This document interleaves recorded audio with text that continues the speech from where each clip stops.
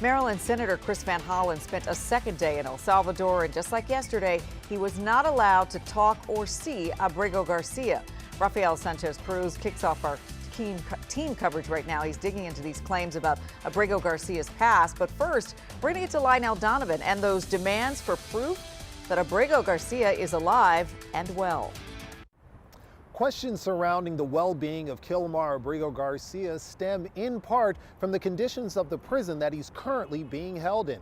Human rights organizations accuse the facility of human rights violations and claim at least 261 people died there last year. Maryland State Delegate Adrian Boafo says the actions of the Trump administration are inexcusable and everyone should be concerned.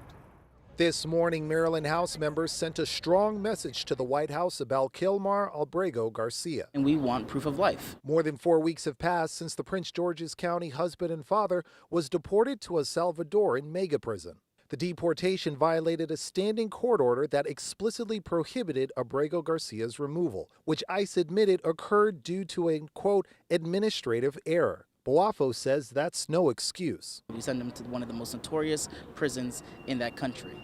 And now the Trump administration is saying we can't have him back, although the Supreme Court has said you should bring him back. 19 members of the Prince George's County House delegation signed a letter this morning demanding the Trump administration showed that Abrego Garcia is alive and well. Boafo says as the child of Ghanaian immigrants, he's heard stories of how democracy and the rule of law failed in his parents' home country. Now he says he's seeing those same patterns in the Trump administration and warns that this sets a dangerous standard for everyone in the country. It's about Mr. Garcia in this moment, but it's also about where do we go from here?